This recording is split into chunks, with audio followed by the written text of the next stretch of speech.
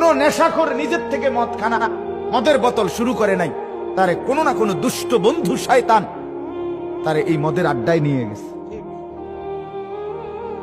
নারীর ফাঁদে ফেলে দিছে, সস্তা প্রেমের ফাঁদে ফেলে দিছে। এই জন্য বাপ, আমিও আফসোস করতে হবে, আপনিও করতে হবে। জওয়ান বুড়ো প্রত্যেকে মন্দ সঙ্গী, অসৎ সঙ্গী, যে তোমারে নষ্ট করে দিছে, যে তোমারে চরিত্রহীন বানিয়ে দিছে, তার কথা মনে পড়বে আর তখন আফসোস করবে, হায় যদি তাকে বন্ধু না বানাইতাম।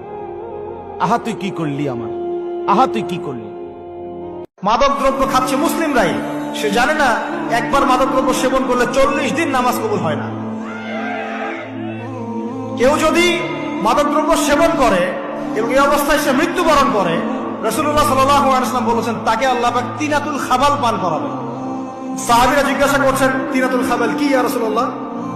নবীজি বলছেন, এটা জাহান্নামীদের রক্ত, মাংস, পুজের একটা মিশ্রণ, একটা পানীয়। আমরা কি খেতে চাই? আজকে থেকে তওবা করবেন, কোন রকম মাদক দ্রব্যের সাথে সংশ্লিষ্ট থাকবেন। আল্লাহ পাক হেফাজত করুন, আমিন।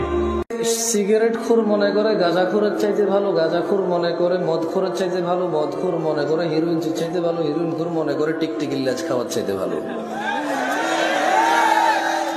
আমার মতো জামশেদ মজুমদার হুজুর মনে করে দাড়ি টুপি রাখা সব চাইতে ভালো কাজ, কিন্তু মানুষের সাথে দুর্ব্যবহার করা খারাপ কাজ না।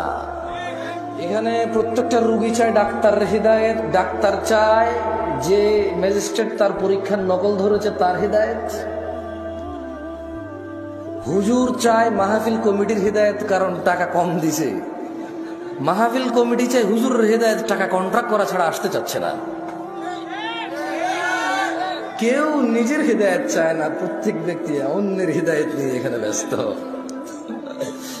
এখানে যারা সিগারেট খান ছাড়তে পারেন না, আমি আপনাদেরকে একটা কথা বলবো, মাথায় এটা বসান। আপনি রমজানে যদি 10টা 11টা 12টা 1টা 2টা সিগারেট না খেয়ে থাকতে পারেন, আপনি আগামী কালকেও চাইলে সকাল 10টা 11টা 12টায় সিগারেট না খেয়ে থাকতে পারবেন।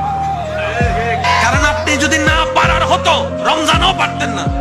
আপনি যেহেতু রমজানে পেরে দেখিয়েছেন, একটু চেষ্টা করলে আপনি 11 মাসও পারবেন।